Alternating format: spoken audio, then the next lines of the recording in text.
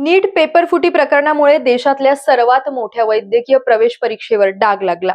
लाखो विद्यार्थ्यांच्या भविष्याशी खेळ करणाऱ्या नीट पेपर फुटी प्रकरणात आता धक्कादायक खुलासे समोर येत आहेत. पेपर लीकसाठी चक्क टेलिग्रामचा वापर झाल्याचा संशय व्यक्त केला जातोय. पुणे, नाशिक आणि लातूर पर्यंत पसरलेलं हे नेटवर्क आता कोचिंग क्लासेस पासून ते प्राध्यापकांपर्यंत सीबीआयची चौकशी पोहोचलेली आहे. नाशिकमधून शुभम खैरनारच्या अटकेनंतर तपासाची दिशा बदलली. तर या संपूर्ण रॅकेटचा कथित मास्टरमाइंड म्हणून निवृत्त प्राध्यापक पी.व्ही. कुलकर्णी याला अटक करण्यात आली. महाराष्ट्रातून आतापर्यंत नीट पेपर फुटी प्रकरणी 5 जणांना अटक करण्यात आलेली आहे. विशेष म्हणजे नांदेडमध्ये सुद्धा सीबीआयनं एका कुटुंबाची तब्बल 8 तास चौकशी केली. नेमकं हे रॅकेट आतापर्यंत कसं चालत होतं, कोण कोण यात अडकलंय आणि लाखो विद्यार्थ्यांच्या भविष्याशी कशी खेळी केली गेली, संपूर्ण घटनाक्रम जाणून घेऊयात या व्हिडिओमधून. नमस्कार, मी शिवानी आणि आपण पाहताय नवराष्ट्र. 3 मे 2026 देशभरातले लाखो विद्यार्थी डॉक्टर होण्याचं स्वप्न घेऊन नीट परीक्षेला बसलेत. पण काही दिवसातच समोर आली एक धक्कादायक माहिती. परीक्षा सुरू होण्यापूर्वीच प्रश्नपत्रिका काही लोकांच्या हाती पोहोचली होती. आता या संपूर्ण प्रकरणाचा तपास सीबीआय करत असून तपासात रोज नवे धक्कादायक खुलासे समोर येत आहेत. या प्रकरणामध्ये महाराष्ट्रातून आतापर्यंत 5 जणांना अटक करण्यात आलेली आहे. पहिली अटक झाली ती म्हणजे नाशिकमध्ये शुभम खैरनार याची, ज्याने पेपर लीक केला होता. दुसरी अटक अहिल्यानगर मधून धनंजय लोखंडे, जो नीट परीक्षार्थींना हेरायचा आणि पेपरची विक्री करायचा. तिसरी अटक पुण्यातून मनीषा वाघमारे, ही महिला पुण्यात ब्युटी पार्लर चालवते आणि नीट प्रकरणात तिनं एजंट म्हणून काम केलंय. चौथी अटक लातूर मधून पी.व्ही. कुलकर्णी, हा निवृत्त प्राध्यापक आहे आणि सगळ्या स्कॅमचा महाराष्ट्रातला मास्टर माइंड समजला जातोय. पाचवी अटक पुण्यातूनच मनीषा मांढरे, ही महिला बायोलॉजीची प्राध्यापिका आहे आणि जिने पेपर फोडल्याचा तिच्यावर आरोप आहे. अटकेमध्ये मनीषा वाघमारे आणि पी.व्ही. कुलकर्णी यांना कोर्टानं चौकशीसाठी 10 दिवसांची सीबीआयची कोठडी सुनावली आहे.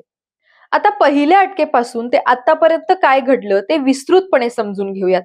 या प्रकरणात सर्वप्रथम चर्चेत आलेलं नाव म्हणजे नाशिकचा शुभम खैरनार याचं. सीबीआयनं त्याला अटक केल्यानंतर तपासाची चक्र वेगानं फिरू लागली. तपासात समोर आलं की पेपर फुटीसाठी टेलिग्रामचा मोठ्या प्रमाणात वापर करण्यात आला. सीबीआय आता शुभमच्या call details, social media chats तपासत आहेत, तसंच सीसीटीव्ही फुटेजची सुद्धा तपासणी करत आहे.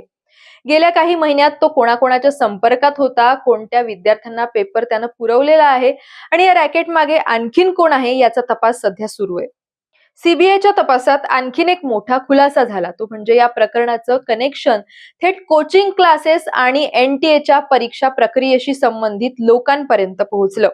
लातूर मधले निवृत्त केमिस्ट्रीचे प्राध्यापक पी.व्ही. कुलकर्णी यांना सीबीआयनं अटक केली.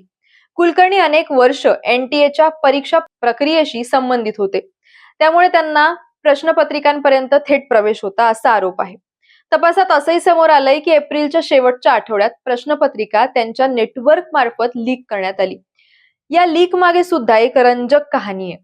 कुलकर्णी याने पुण्यातल्या आपल्या घरी निवडक विद्यार्थ्यांसाठी स्पेशल कोचिंग क्लासेस सुरू केले होते. या क्लासच्या विद्यार्थ्यांना त्याने संभाव्य प्रश्न, त्याचे पर्याय आणि योग्य उत्तरं सांगितली होती.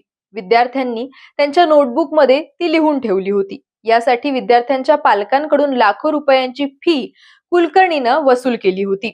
एका खोडसाळ विद्यार्थ्यानं ही फी वसूल करण्याच्या नादात या संभाव्य प्रश्नांच्या यादीचा फोटो काढून तो आपल्या इतर मित्रांना दिला.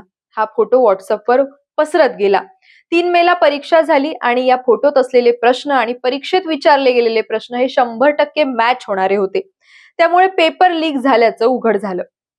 सीबीआयच्या तपासात पुणे कनेक्शनही समोर आलं आहे. पुण्यातल्या मनीषा वाघमारे हिची भूमिका संशयास्पद असल्याचं सीबीआयचं म्हणणं आहे. वाघमारेने एजंट म्हणून पेपर लीक प्रकरणी काम केलं. तर बायोलॉजी प्राध्यापक मनीषा मांढरे या महिलेला सुद्धा अटक करण्यात आलेली आहे. मांढरे या एनटीएच्या एक्सपर्ट पॅनलमध्ये सहभागी होत्या, त्यामुळे बॉटनी आणि झूलॉजीच्या प्रश्नपत्रिका त्यांच्यापर्यंत पोहोचल्याचा संशय व्यक्त केला जातोय. सीबीआय आता त्यांच्या बँक व्यवहारांची आणि फोन रेकॉर्डची तपासणी करत आहे. तपास जसजसा पुढे सरकत आहे तसतसं मोठं वैद्यकीय प्रवेशचं हे रॅकेट उघड होण्याची शक्यता व्यक्त केली जातीये. सीबीआयच्या प्राथमिक तपासामध्ये काही विद्यार्थ्यांना पैशांच्या बदल्यात पेपर पुरवल्याचं आता समोर येतंय.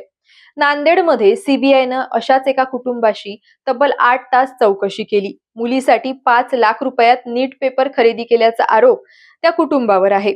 आतापर्यंत नांदेडमधून कोणाला अटक झाली नसली तरी सुद्धा एखाद्याची 8 तास चौकशी होते, जे सीबीआयच्या हाती नक्कीच काहीतरी मोठं लागतंय.